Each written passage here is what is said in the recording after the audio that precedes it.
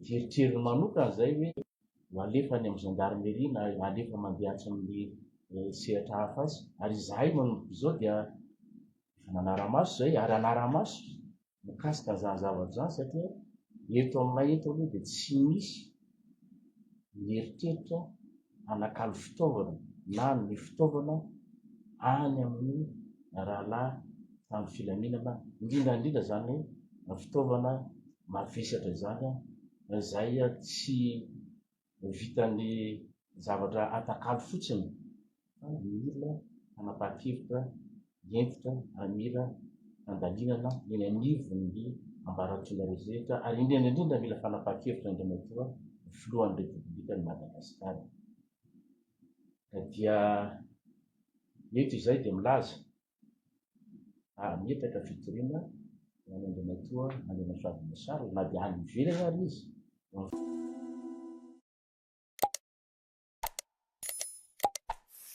Araka ny vidéo fanehoan-kevitra nataon'ny ministry ny filohalindahy General Sahively Lalamonja Delphin fa tsy maintsy hametraka fitoriana ny colonel Andrianasoavina Sarla amin'ny fitsarana mahefa ny filohalindahy malagasy hoy izy.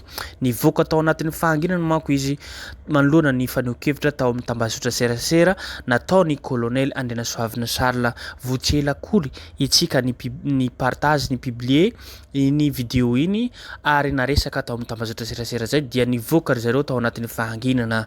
Tsy handefitra manoloana ny fihetsika miharo fiantsina ataony ity manamboninaitra ambony izay efa nitsoaka andaharana teo anivon'ny tafika malagasy ity hoy ny ministra MFA na ministry ny filohalindahy.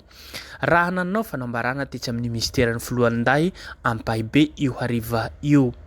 Miendrika fanakorontanana sy fampisavoriana saim-bahoaka ary firaisana tsikombakomba amin'ny fiantsona fikomiana ary faniriatsirana ny filohan'ny repoblika izay lehibe farantapo ny filohalindahy.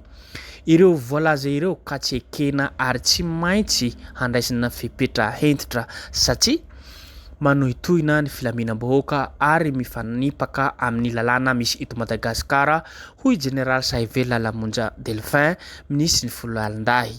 Ary mampitandrana ihany koa ho an'ireo rehetra izay mbola manam-pikasana hanao fanehoan-kevitra mitondra fanakorontanana.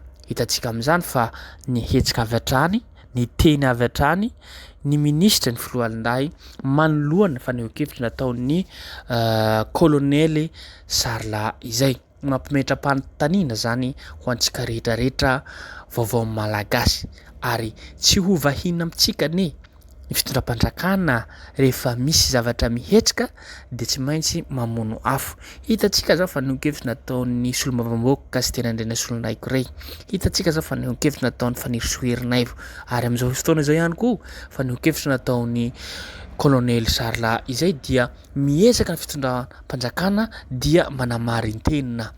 Raha zohina jerena analizy tsotsotra mahakasika tenin'ny generaly Korotamby na general Bomba izay general fa tokony fa hoe mba retrety manambany ny mpitandro filamina move zavatra teneniny raha mahita raha malalana izy iny fa karazana manambanambany ny tafika na miaramila fa indrindrindra manko ny vahoaka malagasy koa ndao ary manko jerentsika zany fanehoan-kevitra nataon'ny ministry ny filohalindahy ary tsy colonel Sarla ihany no teneniny eto fa eo ihany koa ny tranokala Africa Intelligence izay naneho hevitra na naparitaka ity fanehoan-kevitra ity. Nampitandray ihany koa izy ho an'ireo mpanakorontana iza tokoa moa tena mpanakorontana amin'ny firenena antsika raha tsy avy aminareo ao ihany aneno mpanakorontana sy mampijaly ny vahoaka malagasy koa ndao ary manko jerentsika fanehoan-kevitra nataon'ny ministry ny filohalindahy generaly izay.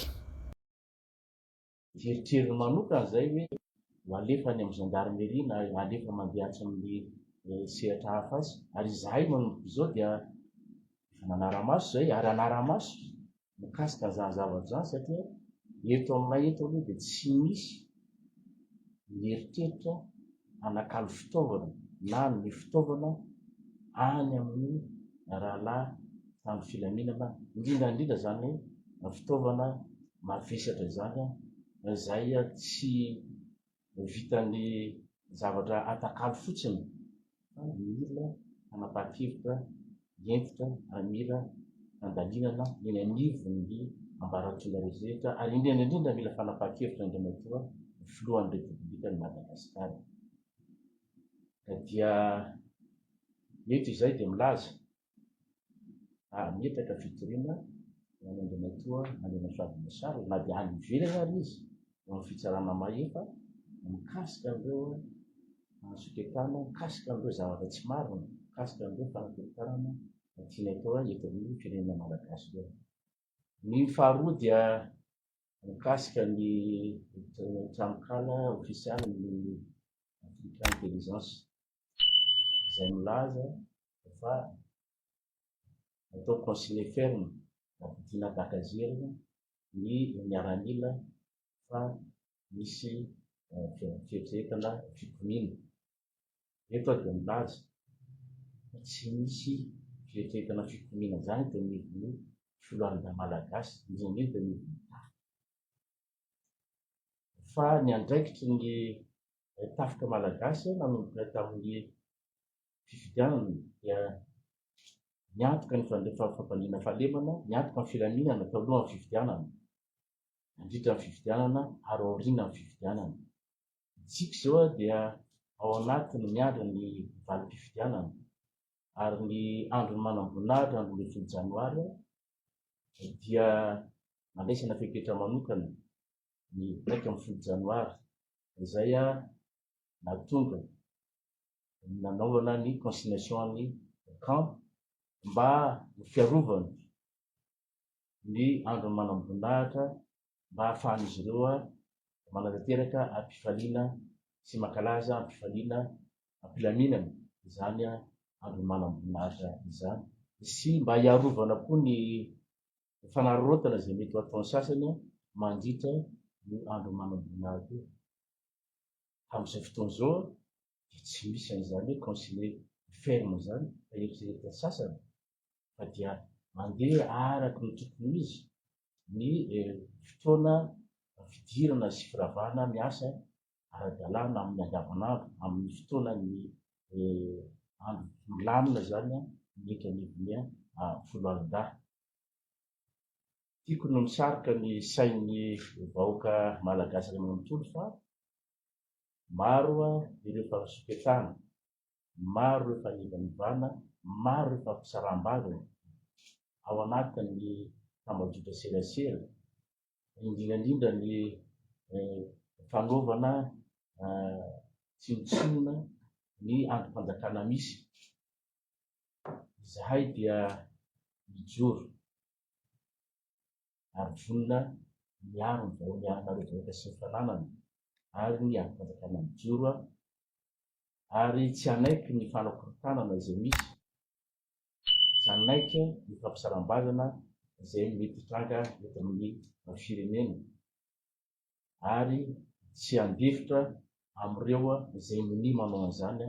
Izany dia ho ataonay mba ahafahana miantoka ny filaminana eto amin'ny tany sy ny firenena ary mba hametrahana ny tany-dandalàna eto amin'ny firenena.